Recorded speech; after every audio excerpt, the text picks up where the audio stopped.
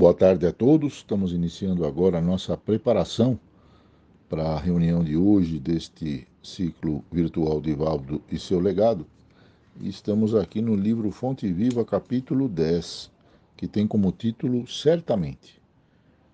E a referência de tema que o querido Emmanuel adotou está lá no livro do Apocalipse, capítulo 22, versículo 20, repetindo as palavras de Jesus que dizem: certamente cedo venho. E as palavras de luz que Emmanuel nos traz sobre este tema dizem o seguinte: quase sempre, enquanto a criatura humana respira na carne jovem, a atitude que lhe caracteriza o coração para com a vida é a de uma criança que desconhece o valor do tempo. Dias e noites são curtos para a internação em alegrias e aventuras fantasiosas. Engodos mil da ilusão efêmera lhe obscurecem o olhar e as horas se esvaem num turbilhão de anseios inúteis. Raras pessoas escapam de semelhante perda. Geralmente, contudo, quando a maturidade aparece e a alma já possui relativo grau de educação, o homem reajusta apressado a conceituação do dia. A semana é reduzida para o que lhe cabe fazer. Compreende que os mesmos serviços, na posição em que se encontra, se repetem a determinados meses do ano, perfeitamente recapitulados, qual ocorre às estações de frio e calor, floração e frutescência para a natureza. Agita-se, inquieta-se e desdobra-se no afã de multiplicar as suas forças para enriquecer os minutos ou ampliá-los, favorecendo as próprias energias. E comumente, ao termo da romagem, a morte do corpo o surpreende nos ângulos da expectativa ou do entretenimento, sem que lhe seja dado recuperar os anos perdidos. Não te embrenhes assim na selva humana, despreocupado da tua habilitação à luz espiritual ante o caminho eterno. No penúltimo versículo do Novo Testamento, que é a carta do amor divino para a humanidade, determinou o Senhor fosse gravada pelo apóstolo a promessa solene: certamente cedo venho. Vale-te, pois, do tempo e não te faças tardio na preparação. Graças a Deus, desejo agora uma boa tarde a todos. E aí está uma coisa fundamental que nos é lembrado nesse trecho, né? Pelas sábias palavras de Emmanuel, é o quanto de desperdício cada um de nós coleciona ao longo da vida.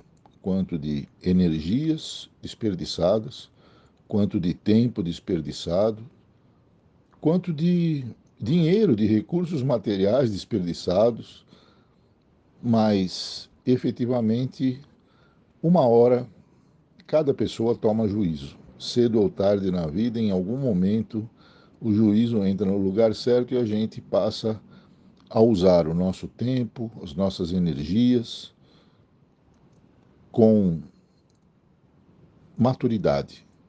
E aí realizamos.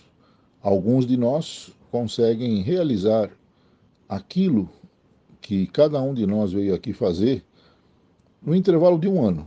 A pessoa vive aí 80 anos, 79 de preparação e 1 de execução. Outros conseguem realizar 2 horas por dia, realizam muito mais. Mas o importante é quando cada um de nós estabelece no relógio da própria vida a hora que vai ter o juízo para fazer o que precisa. E muitas vezes, nesses momentos de juízo, conseguimos concentrar o foco das nossas energias, dos nossos potenciais, do nosso tempo, em coisas que vão fazer a diferença eternidade afora. E aí, aquele compromisso de despertamento para a importância do perdão, e quando a gente fala de perdão, ele começa com o perdão a si mesmo, tá? Porque muitas vezes a pessoa não se perdoa por ter perdido tempo com determinada atividade, perdido saúde, perdido energias, perdido preocupações, não se perdoa por determinadas situações e isso é um atraso enorme, é um desperdício de oportunidade de crescimento, né? Então, através do auto-perdão, a gente começa a progredir mesmo sem perceber. E aí a gente passa também a ter o foco numa outra energia fantástica que existe à disposição de quem tem juízo, que é a gratidão. Passamos a agradecer naturalmente muito mais. E isso é uma coisa que muitos jovens já têm dentro de si, outros conquistam com o tempo, mas muitas vezes a gente tem que passar pela situação de perder para poder ganhar. Então a pessoa desperdiça a saúde inutilmente, e aí com aquela parte da saúde que sobra, apesar das dores, apesar das limitações, produz mais do que quando tinha saúde 110% e desperdiçou. Muitas vezes isso acontece com o nosso tempo, né? Temos tempo para agir conforme a gente escolhe. E quando a vida vai nos tolhendo pedaços de tempo, a gente tenta, com aquele tempo que resta, ter alguma utilidade. E vale a pena, sempre vale a pena.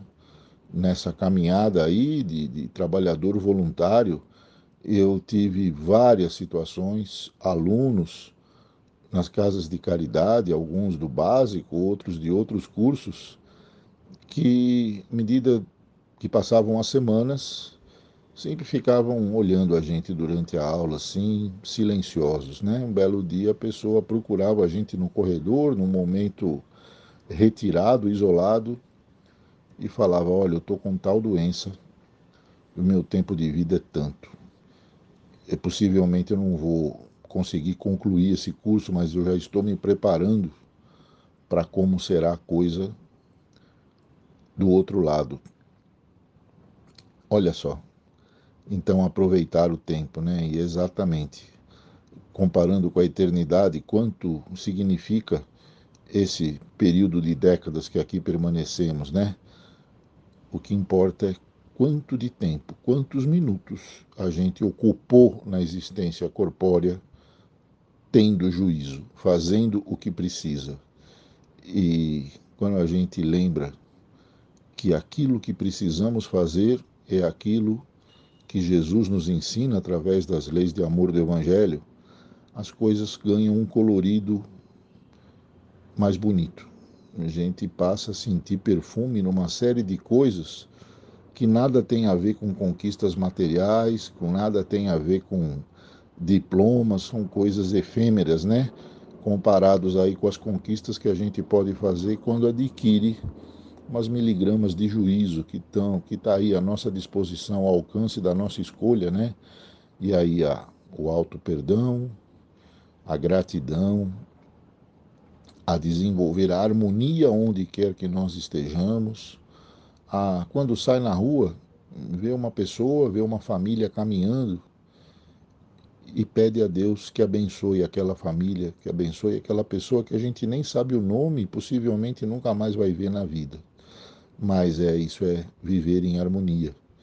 E quando a gente percebe que a vida em harmonia está ao alcance das nossas escolhas, tem uma conquista insuperável que um não pode fazer pelo outro, que é a conquista da paz.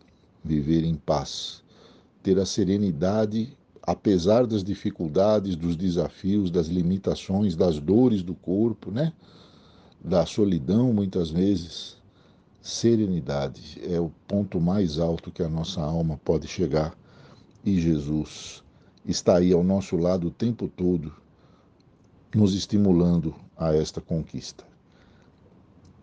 Dito isso, desejo aí uma boa tarde a todos e nos vemos daqui a pouco lá na sala virtual. Querido Santo Hugo vai estar nos aguardando com aquela competência e alegria de sempre, a espiritualidade amiga desde já, nos envolvendo com o seu carinho, com as suas forças, nos tornando mais dóceis para o entendimento das lições que o querido Divaldo nos reserva na jornada de aprendizado de hoje. Até daqui a pouco. Um abraço no coração de cada um.